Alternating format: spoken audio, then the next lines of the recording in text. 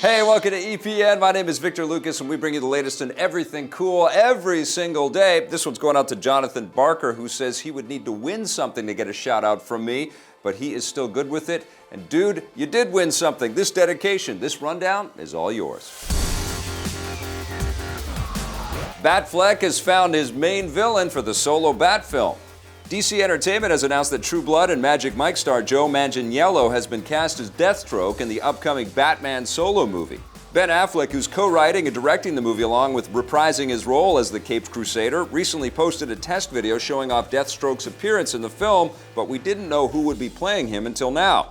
We still don't know when the solo Batman movie will begin filming or hit theaters, but it's probably at least a few years away.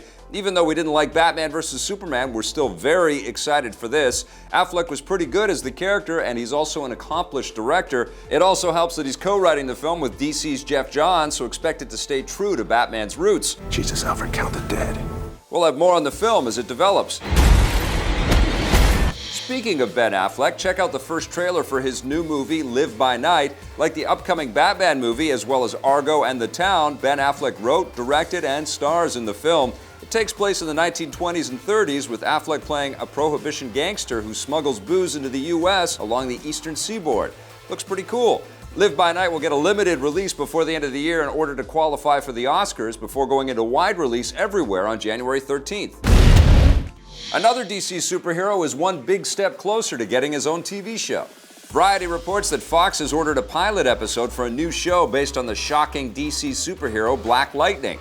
Rumors about the project first surfaced last week, and it's being developed by Greg Berlanti, the producer behind Arrow, The Flash, Supergirl, and Legends of Tomorrow. Since all those shows currently air on the CW, it's a bit surprising that Fox is interested in the Black Lightning series, and hopefully characters will be able to cross over despite the fact that it will be on a different network.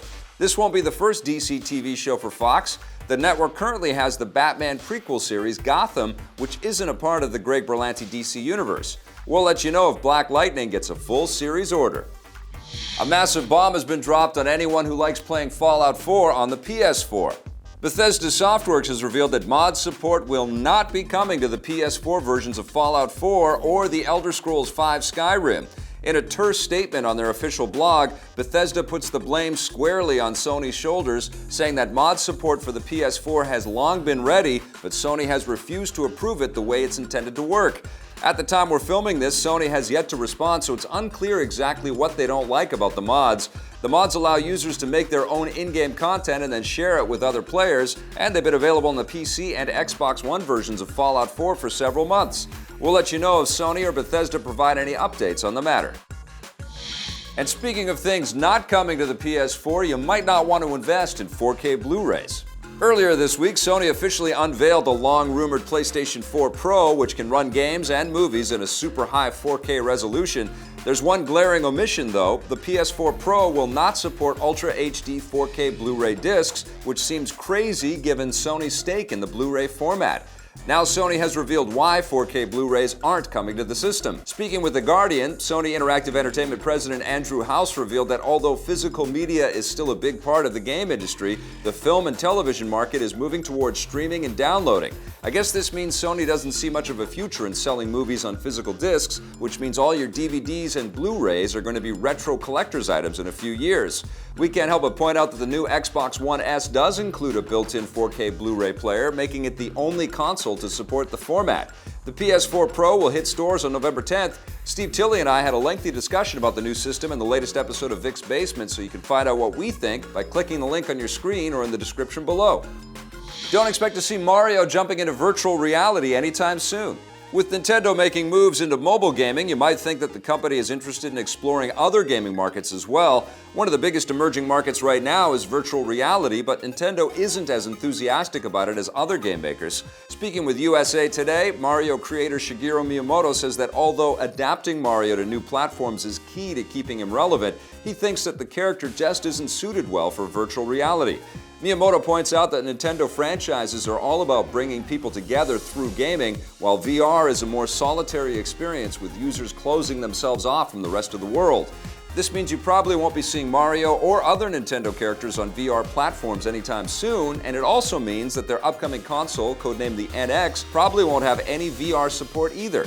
Nintendo's reluctance might have something to do with their own history. They actually tried VR themselves with the disastrous Virtual Boy headset in the 1990s, but the less said about that, the better. Yes. You don't have to wait any longer to start shooting hoops in NBA 2K17. A special demo for the new basketball game is now available to download and play on the PS4 and Xbox One. Titled The Prelude, it's not exactly a demo in the traditional sense of the word. Instead, it's sort of a prequel or prelude to the game's My Career story mode. You'll be able to create your custom character and then play several college basketball matches, which will determine your standing when you're drafted into the NBA at the start of the main game. Here's the catch, you can only play through the demo once, so if you screw up and do badly, you won't be near the top of the draft selection when the main game launches. The last thing we want to do is have everyone play it 20 times and everyone be a #1 draft pick. That's going to ruin it. So it is one shot, you got one shot to play through it, and what you get is what you get. Put everything into it, you're going to end up with a good draft position. It's just an incredible college experience. It really grabs the entire excitement of the college arena, what it feels like to be there and to play this. It's a full-fledged experience. We want everyone to check it out, download it, play it, and then whenever you do in there, when you get the full NBA 2 game, everything will be waiting for you. Whatever levels you moved up, whatever you did, and also your draft stock, wherever you ended up, that's where you're going to get drafted in the full game. The full version of NBA 2K17 will hit the court on September 20th, and we can't wait. And that wraps us up for the rundown, everybody. Have yourselves a fantastic weekend. We'll be back again with a brand new one on Monday. Hey, thanks for checking out that video on our EPN channel. It's just one small part of the things that we make around here. So if you liked it, don't forget to check out some of our other vids and hit that subscribe button.